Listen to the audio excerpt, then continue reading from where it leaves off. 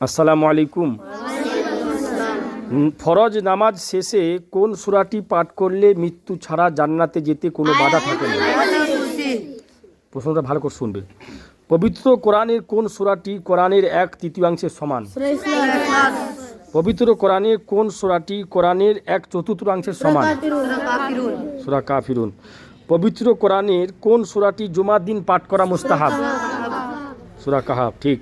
পবিত্র কোরআন নাজিল হতে কত সময় লেগেছে? 23 বছর।